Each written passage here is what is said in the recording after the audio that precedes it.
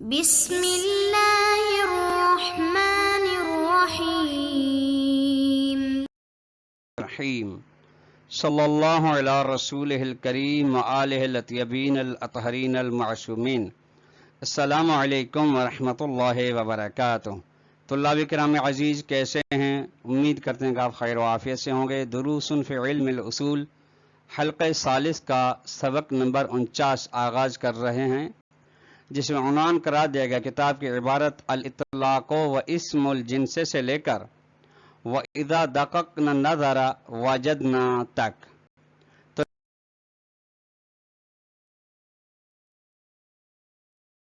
کی جائے گی کہ اطلاق اور اسم جنس کا معنی اصطلاحی علم اصول کیا ہے۔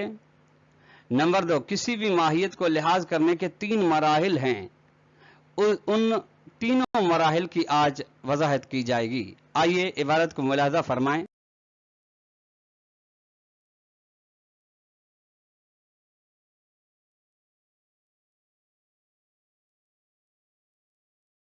شہید صدر فرماتے ہیں الاطلاق و اسم الجنس، اطلاق اور اسم جنس وہی جو علم اصول کی مشہور و معروف اصطلاح ہے، مطلق و مقید، اسی کی جانب اشارہ ہے۔ لیکن عبارت کو آغاز کرنے سے قبل چونکہ اطلاق کا اس متن کے اندر اصطلاحی معنی بیان نہیں کیا گیا، اب اس کو عبارت کو آغاز کرنے سے قبل اصطلاحی معنی بیان کرنا ضروری ہے۔ اصطلاحی معنی علم اصول کے اندر اطلاق کا یہ ہے کہ وہ مفہوم جو شامل ہو، سریان رکھتا ہو تمام ان افراد کے لیے جن پر اس مفہوم کے صدق آنے کی صلاحیت موجود ہے۔ بے عبارت دیگر کہ ایسا مفہوم جس کے اندر یہ گنجائش ہو کہ تمام افراد جو اس کے اندر آ سکتے ہیں ان پر یہ مفہوم صدق آ سکے، لیکن اس کا شامل ہونا بطور تام ہو، بطور مکمل ہو، اور اس طرح سے شامل ہو کہ یا اس طریقے سے یہ مفہوم تمام افراد کی جانب سرایت کر جائے، سریان کر جائے کہ وہ مدلول مقدمات حکمت کے ذریعے سے ہو، یعنی یہ مفہوم کا سرایت کرنا، مفہوم کا شمول کرنا تمام افراد کے لیے مقدمات حکمت کے ذریعے سے ہے۔ ٹھیک، آئیے عبارت کو ملاحظہ فرمائیں۔ فرماتے ہیں الاطلاق یقابل تقیید، اطلاق تقیید کے مقابلے میں ہے۔ اطلاق اور تقیید کے اندر اگر تقابل کی اقسام میں سے ملاحظہ کیا جائے تو ملکہ و عدم ملکہ کی نسبت پائی جاتی ہے، یعنی اطلاق وہاں پہ ہو سکتا ہے جہاں پہ تقیید کی گنجائش ہو، تقیید وہاں پہ ہو سکتی ہے جہاں پہ اطلاق ممکن ہو۔ وضاحت، فَإِن تصورت میں فا تفسیریہ ہے، فَإِن تصورت معنًا وَأَخَذْتَ فِيهِ وصفًا زائدًا او حالتًا خاصتًا۔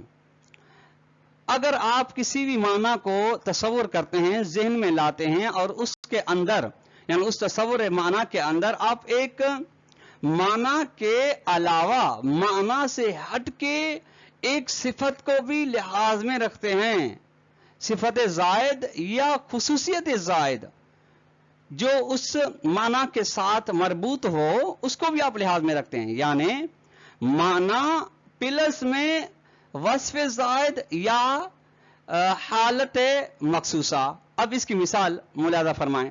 مثلا آپ انسان کا تصور کرتے ہیں، کل انسان العالم کان ذالک تقییداً، مثلا انسان ہے، انسان کا ایک معنی مخصوص ہے، حیوان ناطق، ٹھیک، اس کو آپ تصور کرتے ہیں، انسان کے معنی کو تصور کرتے ہیں، لیکن اس کے ساتھ انسان وہ انسان جو علم کی صفت کے ساتھ متصف ہو، اگر ایسا تصور آپ معنی کا کرتے ہیں تو کان ذالک تقییداً، یہ قید کے زمرے میں، قید یعنی کسی بھی وسیع مفہوم کے دائرے کو تنگ کرنا، ضیق کرنا، انسان جب بیما ہو انسان تھا تو جاہل کو بھی شامل تھا، لیکن جب آپ نے علم کی صفت کو اس کے ساتھ ملحوظ نظر رکھا، تصور کیا، تو اس کا دائرہ کم ہو گیا۔ وَإِذَا تَصَوَّرْتَ مَفْهُومَ الْإِنسَانِ الْعَالِمِ كَانَ ذَلِكَ تَأْكِيدًا، اور جب آپ انسان عالم کے مفہوم کو تصور کریں گے، یعنی انسان بقید علم، تو یہ تقیید ہے۔ اب یہ تقیید، یعنی تقیید کیسے ہوتی ہے؟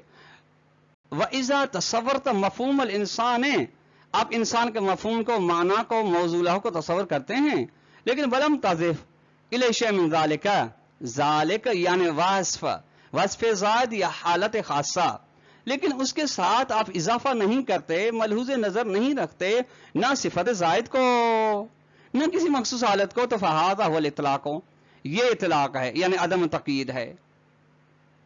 یعنی انسان بس قطع نظر اس کے کہ عالم ہے یا جاہل ہے، قطع نظر اس کے کہ کاتب ہے یا شاعر ہے، بس اطلاق ہے۔ یہ اس کے بارے میں اتفاقی مسئلہ تھا، ٹھیک۔ اب فرماتے ہیں وقد وقع الکلام فی ان اسم الجنس هل هو موضوع للمعنى الملحوظ من نحو الاطلاق، اب بحث اس میں ہے، کلام یعنی اختلاف واقع ہوا ہے اسم جنس کے بارے میں۔ اسم جنس مثلا طلاب کرام عزیز شجر ہے، انسان ہے، حجر ہے، فقیر ہے، ٹھیک۔ اگر یہ اسم جنس بغیر قید کے آئے تو اطلاق پر دلالت کرے گا، ٹھیک، یعنی اس سے اطلاق سمجھ میں آئے گا، اگر قید کے ساتھ اگر اس سے تقیید سمجھ میں آئے گا، ٹھیک۔ لیکن مسئلہ یہ ہے کہ یہاں پہ منشأ دلالت کے اندر اختلاف آیا جاتا ہے کہ آیا اس کی اطلاق پر دلالت کرنا واضح کی وجہ سے ہے یا مقدمات حکمت کے ذریعے سے۔ یہ دو نظریے پائے جاتے ہیں منشأ دلالت کے اندر۔ فرماتے اختلاف ہے اس میں کہ اس میں جنس حل ہوا موضوع لمعنى الملحوظ بنحو الاطلاق، کہ آیا اس میں جنس کو وضع کیا گیا ہے ایسی معنی کے لیے جس کو اطلاق یعنی بدون قید، بدون لحاظ صفت زائد کے وضع کیا گیا ہے، ایسے ہے تو فیکون معنی الموضوع لہو، تو یہاں پہ اطلاق جو بنے گا وہ قید بنے گا معنی موضوع لہ کے اندر، یعنی اطلاق بیما ہوا اطلاق اس لحاظ سے، یعنی اس میں جنس اس لحاظ سے کہ اس کے اندر اطلاق ہو یعنی عدم قید ہو، اور لذات الموضوع اور لذات المعنی، یہ لذات المعنی عطف لمعنی الملحوظ کے اوپر، یعنی آیا اس کو وضع کیا گیا معنی ملحوظ کے لیے یا اس کو وضع کیا گیا ہے ذات معنی کے لیے۔ ذات معنی یعنی طبیعت محملہ، یعنی جس کے اندر نہ اطلاق کی قید ہے نہ تقیید کی قید ہے، نہ اطلاق کو لحاظ میں رکھا گیا نہ تقیید کو، وہ ذات معنی الذی یطرأ علیہ الاطلاق وتارۃ تقیید اخری، وہ ذات معنی جس کے اوپر ایک مرتبہ اطلاق عارض ہوتا ہے، دوسری مرتبہ تقیید آتا ہے، یعنی دوسرے الفاظ یہ کہا گیا کہ ایسی ذات معنی، ایسی طبیعت معاملہ جس کے معنی موضوع اللہ کے اندر نہ اطلاق ہو نہ تقیید ہو۔ ہاں وہ الگ بات ہے کہ آپ اگر تقیید کے ساتھ اس کو متصف کرنا چاہے وہ بھی ہو سکتے ہیں، اگر تقیید اطلاق کے ساتھ اطلاق بھی ہو سکتے، کوئی مسئلہ نہیں ہے، ٹھیک۔ یہ یہاں تک یہ مسئلہ ہو گیا کہ یعنی واضح کی وجہ سے ہے یا مقدمہ، یہ دو جہتیں پائی گئی ابھی تک جو بیان ہوا۔ اب فرماتے ہیں وَلِتَوْضِيحِ الْحَالِ تُقَدَّمُ عَادَةً مُقَدَّمَةٌ لِتَوْضِيحِ أَنْحَاءِ لِحَاظِ الْمَعْنَى، کہ بات کی وضاحت کے لیے معمولاً ایک مقدمہ پہلے بیان کیا جاتا ہے تاکہ معنی کے لحاظ کی جو اقسام ہے، انہا یعنی اقسام، ان کی وضاحت ہو سکے، وہ اعتبار الماہیت فی ذہن، اور ذہن کے اندر ماہیت کو اعتبار کرنے کے جو انواع و اقسام ہیں ان کی وضاحت ہو سکے۔ کیوں؟ لکہ تحدد نحو المعنى الموضوع له اللفظ على اساس ذلك، تاکہ معین ہو سکے وہ معنی موضوع لو جس کے لیے جس کی بنا پہ لفظ کو وضع کیا گیا ہے، ٹھیک۔ اب آتے ہیں ان انحاء لحاظ معنی کی جانب، وہ حاصل ہوا، ہاں کی ضمیر جا رہی ہے مقدمے کی جانب. مقدمہ کا خلاصہ ہے کہ ماخذ ماہیت الانسان و صفت علم، ایک نمبر ایک یہ ہے. ایک مرتبہ کیا ہے، آپ ماہیت انسان، حقیقت انسان کو لحاظ میں رکھتے ہیں، اس کے ساتھ ساتھ علم کی صفت کو بھی. مثلا کا مثال ہے ان ماہیت الانسان اذا تتبعنا انہاء وجودها فی الخارج. مثلا انسان کی ماہیت ہے، ہم اس کو دیکھتے ہیں تو اس کے خارج میں چند قسم کے وجودات ملتے ہیں. تو یعنی خارج میں ہم دیکھتے ہیں کہ اس ماہیت انسان کے دو حصے ہونا ممکن ہیں من ناحیت صفت علم کے لحاظ سے. اچھا وہ کون سے دو حصے ہیں؟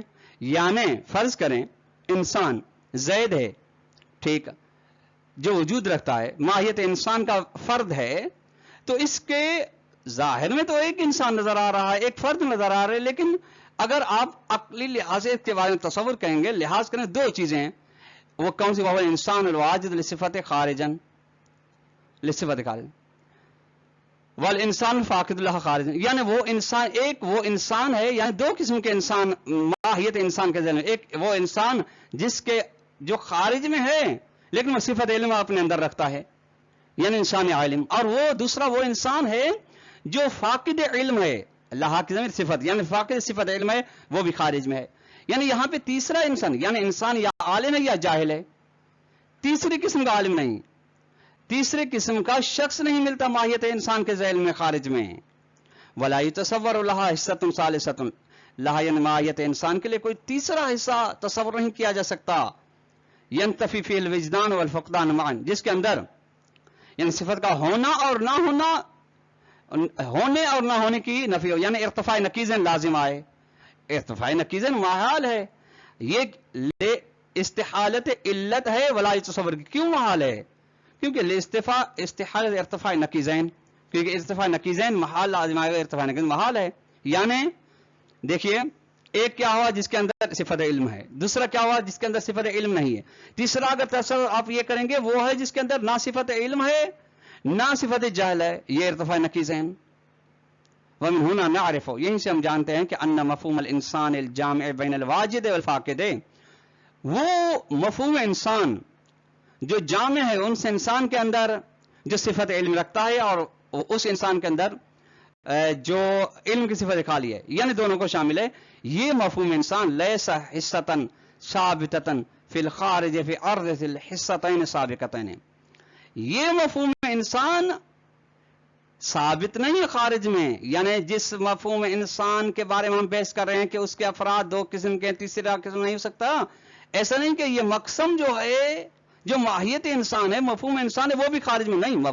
خارج میں مفہوم نہیں ہوتا، خارج میں جو چیز ہوتی ہے وہ جزئی ہوتی ہے، جبکہ مفہوم کی صفت کیا ہے؟ کلیت ہے.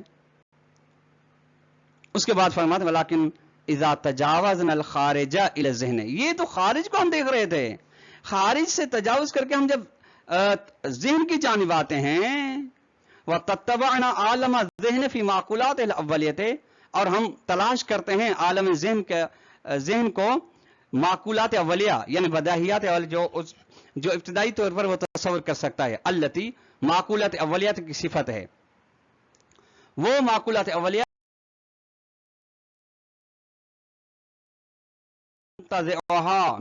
من خارج مباشرتن، یعنی بدون واسطہ خارج سے ذہن ان جن کو انتزاع کرتا ہے، یعنی ذہن کے خارج کو دیکھ کے وہاں سے جو مفاہیم انتزاع کرتا ہے، اچھا اس انتزاع کرنے میں کسی واسطے کی ضرورت نہیں پڑتی، اس کو کہا جاتا ہے معقولات اولیہ. تو پھر نجدو ثلاث حصص او ثلاث انحاء من لحاظ الماہیت، تو یہاں پہ ہم تین حصے ماہیت انسان کے، مفہوم انسان کے پاتے ہیں، تین حصے، تین اقسام یا پاتے ہیں. ٹھیک، اچھا ان تین اقسام، تین حصوں میں سے کل واحد یشکل صورت للماہیت فی ذہن، ہر حصہ ماہیت انسان کا ذہن میں ایک صورت بناتا ہے، ایسی صورت بناتا ہے تختلف عن صورت اخرویین ہے، اچھا باقی جو دو صورتیں ہیں ان سے وہ بالکل صورت ہے. اچھا پھر دوسری جو صورت ہے وہ باقایا ان اولی اور تیسری صورت سے جدا ہے. کیوں؟ لأن لحاظ ماہیت الانسان فی الذہن، چونکہ ماہیت انسان کو ذہن میں لحاظ قرار دیا جا رہا ہے. تارتن، اب وہ 3 مراحل اور 3 ملحوظات ماہیت کے. ایک تارتن یقترنو مع لحاظ صفت العلم، یقترنو یعنی مفہوم انسان، یعنی کل واحد متصل ہوتا ہے صفت علم کے لحاظ کے ساتھ. یعنی انسان کی ماہیت کو آپ لحاظ میں رکھ رہے ہیں لیکن اس قید کے ساتھ کہ وہ انسان عالم ہے. وہذا ما یسمى بالمقید، اس کا نام رکھا گیا ہے مقید. اچھا مقید. دوسری منطقی اصطلاح اس کے، یہ اصولی اصطلاح، منطقی اصطلاح میں اس کو یوں کہا جائے گا او لحاظ الماہیت بشرط شے، کہ ماہیت کو لحاظ کر رہے ہیں شے یعنی صفت قید کی شرط کے ساتھ، یعنی انسان بصفت علم. وَأُخْرَى يَقْتَرِنُ مَعَ لِحَاظِ عدم صفت العلم. دوسرا جو ہے مفہوم انسان متصل ہوتا ہے اس شرط کے ساتھ، اس لحاظ کے ساتھ کہ علم کی صفت کو لحاظ نہ رکھیں، یعنی عدم علم کو آپ ملحوظ نظر رکھتے ہیں. وَهَذَا نَحْوٌ عَنْ الْمُقَيَّدِ، یہ بھی مقید کی ایک قسم ہے. وَيُسَمَّى لحاظ الماہیت بشرط لا، اس کو کہا جاتا ہے ماہیت کو لحاظ کرنا بشرط لا. وہ تھا بشرط شے، یہ بشرط لا. ان دونوں میں فرق کیا ہے طلاب کرام عزیز؟ پہلی قسم وجودی ہے، دوسری قسم عدم ہے. پہلی قسم میں صفت کے ہونے کو آپ قرار دیتے ہیں، لحاظ رکھتے ہیں. دوسری میں صفت کے نہ ہونے کو ملحوظ نظر رکھتے ہیں آپ. وثالثتاً، تیسرا مرحلہ کیا ہے؟ لا یقترن بأی واحد من هذین اللحاظین، یعنی مفہوم انسان، ماہیت انسان ان دونوں لحاظوں میں سے کسی کے ساتھ بھی نہیں ہوتے. نہ لحاظ صفتی، نہ لحاظ عدم صفتی. نہ علم کے ہونے کو لحاظ میں رکھتے ہیں آپ، نہ عدم علم کے ہونے کو. وہذا ما یسمى بالمطلق، اس کو اصولی اصطلاح میں مطلق کہا جاتا ہے. منطقی اصطلاح میں کہا جاتا ہے لحاظ الماہیت لا بشرط، یعنی ماہیت کو لحاظ میں لا بشرط. لا بشرط یعنی کیا؟ یعنی نہ شرط صفت علم آپ کو لحاظ میں رکھ رہے ہیں، نہ شرط صفت عدم علم لحاظ میں رکھ رہے ہیں. وَهَذِهِ حِصَّةٌ ثَلَاثٌ عَرَضِيَّةٌ فِي اللِّحَاظِ فِي وِعَاءِ الذِّهْنِ، یہ 3 حصے ہیں جو عارض ہوتے ہیں انسان کے ذہن کے اندر، ذہن کے ظرف کے اندر. یعنی خارج میں ان کو ملحوظ نظر نہیں کیا جا سکتا، یہ 3 اقسام کو نہیں بیان جا سکتا، بلکہ انتزاع ذہنی ہے یہ معقولات اولیہ کے اندر. طلاب کرام آج کا درس اپنے اختتام کو پہنچا. والسلام علیکم ورحمۃ اللہ وبرکاتہ.